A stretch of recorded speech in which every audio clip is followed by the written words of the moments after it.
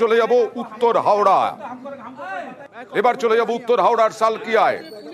CPIM এর ওপর আক্রমণের অভিযোগ, সিপিআইএম পার্টি অফিস ভাঙচুরের অভিযোগ তৃণমূলের বিরুদ্ধে। যদিও তৃণমূল অভিযোগ অস্বীকার করেছে, নিয়ে কালকে উত্তেজনা তৈরি হয়। ভোটের আগে হাওড়ায় অশান্তি।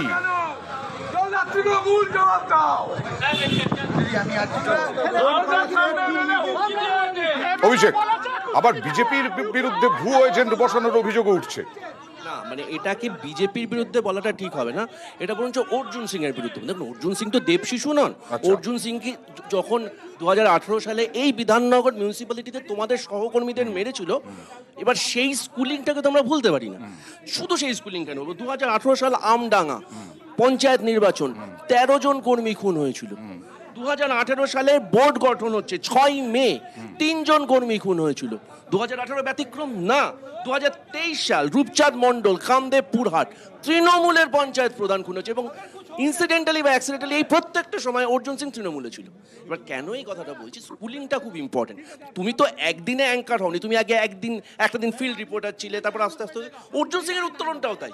অর্জুন সিং গুন্ডা, অর্জুন সিং যে পার্টিতেই যায় অর্জুন সিং খুনি, ওটা বলে লাভ নেই। কিন্তু সমস্যাটা হচ্ছে তুমি এই যে ব্যারাকপুর মহাভারতময় বললে খুব ইন্টারেস্টিং, কিন্তু মানে তুমি অনেকের নাম বলে, পার্থ সারথীর নাম বললে, অর্জুন বললে, দেবদূতের নাম বললে, তুমি কিন্তু শ্রীকৃষ্ণের মণি কৌস্তবকে ভুলে গেলে। কৌস্তব এখন হচ্ছে মণিহারা ফণি হয়ে গেছে। যাই হোক, আমার ছোট ভাই, ও ভালো থাকুক। হ্যাভিং সেড দ্যাট, এই পুরো আলোচনার প্রতি ভুয়ো এজেন্টের ক্ষেত্রে একটা কথা প্রযোজ্য। আমি তৃণমূলের মুখপাত্রের বক্তব্যের সঙ্গে আংশিক সহমত। অলরেডি আমরা দেখেছি যে মোহাম্মদ সেলিম মুর্শিদাবাদ থেকে ভুয়ো এজেন্টকে ধরে বার করে দিয়েছে। অধীর রঞ্জন চৌধুরী সালারে যখন প্রিসাইডিং অফিসার চেঞ্জ হয়েছে, সেটা তোমরা দেখিয়েছো। কিন্তু আমরা কেউ কিন্তু কারোর পার্স বা মোবাইল ছিনতাই করিনি। আমরা জানি যে আমাদের ক্যান্ডিডেটের দায়িত্ব এবং অধিকার কতটা। সমস্যাটা কোথায় বলতো, গ্যালারি শো করতে গিয়ে আইন হাতে নেবার অধিকারটা কেউ দেয়। এই অভিযোগটা তৃণমূলও করলো, কংগ্রেসও করলো।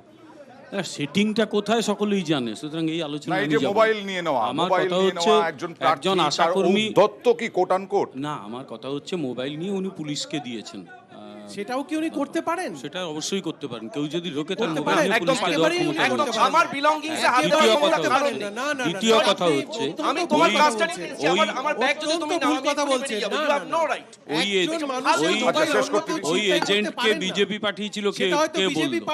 বহু অভিযোগ আছে যে বিজেপির এজেন্টের নাম করে তৃণমূল তাকে বসায়নি, তার প্রমাণটা কি আছে? তৃণমূলের বিরুদ্ধে অভিযোগ, এই যে লকেট যেটা করলেন সেটা অন্য। তার আগে এই যে আপনি বললেন ভুয়ো এজেন্ট বিজেপি বসিয়েছে, বিজেপি ভুয়ো এজেন্ট বসিয়েছে মানে আপনি ব্যাখ্যা করুন তো, বিজেপি ভুয়ো এজেন্ট কি করে বসাবে? বিজেপি তাকে এজেন্ট করে পাঠিয়েছে, সব যদি হয়ে থাকে, তারপরে এটা যদিও ভুয়ো হয়ে থাকে তাহলে তৃণমূল বিজেপি সাজিয়ে পাঠিয়েছে, তাই তো হতে পারে। আপনি কোন লজিকটা দিলেন এখানে? আমরা ভুয়ো এজেন্ট বসিয়েছি, আবার কি কথা বলছেন? তৃণমূল বিজেপি সাজিয়ে পাঠিয়েছে, সাজানোর দরকার কি আছে আমি তো বুঝতে পারছি না। আজ এই সিপিএম একটু চুপ করতে হলে এদের এই এদের বহুদিন ধরে চলছে, এরাই দাঁড়িয়ে কোনো কাজ নেই। দুটো দলই শূন্য হয়েছে, ওদের অধীর চৌধুরীকে আরেকজন বলে ঘাড় ধাক্কা দিকে বার করে এসে বলে আমি ছেড়ে আছি।